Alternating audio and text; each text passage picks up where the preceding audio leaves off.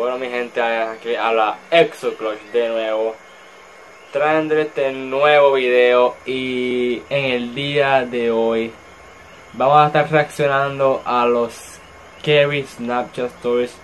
Lo que, si no sabes lo que se trata esto se trata de, pues, escuchar historias de terror, historias misteriosas, historias de suspenso, esas cosas así de Snapchats.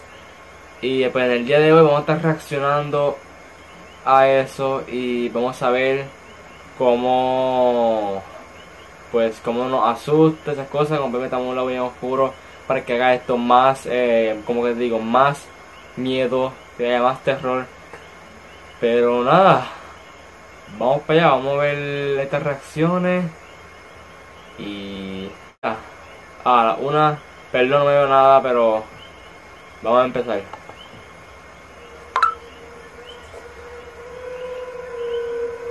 3 short Snapchat horror stories. I used to use Snapchat a lot last year and the year before. This story takes place during the summer of 2015 when I was 14 years old. I would Snapchat this one friend of mine regularly. We were both on each other's best friends lists. I'll call him Ben for this story. One night, he hadn't snapped me in a while, so I sent him a funny picture. He didn't open it for a while, so I sent another funny photo of myself. Coincidentally, I happened to be in the app when I saw that he finally opened them. Usually he would respond within a minute, but this time he didn't respond at all. I decided to text him instead, saying, "What's up?" I got a red receipt within the minute. No response though. I didn't know what was up with him, or if I did something to piss him off, but I wasn't going to beg him to respond to me, so I put my phone down and focused on something else. Eventually, I started having a conversation with one of my other friends through text, and somehow Ben's name came up, and the fact that he had lost his phone. I made sure my friend was absolutely certain that Ben was still missing his phone, and he said yes. I called Ben's house phone number. His dad picked up. I asked to speak with Ben, and Ben himself confirmed he was missing his phone. I told him somebody had his phone because they were opening his Snapchats and reading texts. He freaked out and told me to come over, but I really didn't want to. I told him I'd message them asking to return the phone. I sent a bunch of texts to the person. It said read for every single one of them, but I didn't get a text back. Instead, I eventually received a Snapchat from Ben's phone. I opened it, and it was a picture of a really weird-looking guy with a huge smile on his face. And the caption was, "Coming over." I called Ben once again to make sure he didn't have either of our addresses on his phone. To my dismay, he had both of our addresses on his phone. I received a text from the guy while I was on the phone with Ben, saying, "You're good-looking." Ben didn't have Track My iPhone enabled, so he couldn't even try to track this creep. That night, I woke up at some ungodly hour. I'd say 3 a.m. I wasn't sure if something had woken me up or not, but I was somewhat positive that I thought I saw some kind of light just as I woke up. I sat up and rubbed my eyes, and realized it was really, really hot in the room, which was weird considering we had the AC on. As I turned to my window, an unexpected white flash of light filled the room, and I felt a sharp pain in my eyes which had become adjusted to the dark.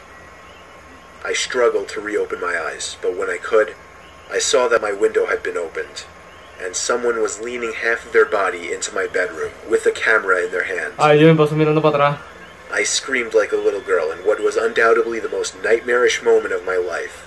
It was a man at my window, and as I pushed myself back up against the wall, curled up in my bed screaming, I could distinguish the man's face to be the same face I'd seen on Ben's Snapchat. He struggled to squeeze himself back out the window, but he did manage to escape before my parents could enter the room. We contacted the police that same night and had them track the phone. They found the man in a house 2 miles away and arrested him. Ben got his phone back and I got peace of mind, knowing the creep would be behind bars. Uy, me paso mirando para atrás, tengo un miedo, pero sí se ve muy oscuro mi cámara, pero es que, así que bueno. Ay Dios, ya te asustaba. Vamos a leer 2 historias para que el video no se haga tan largo. Terrifying story of something that happened when I was Snapchatting a friend. I'm pretty young, I'm only 13, still in middle school.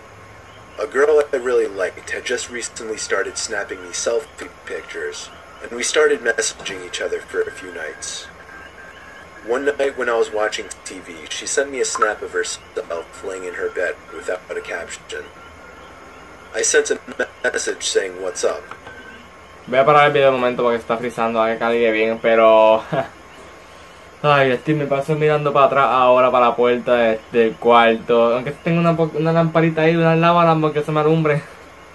Vamos a empezar, vamos a seguir para ver si ya no se friza. She sent another identical picture, this time with a caption saying, "Not much, you?"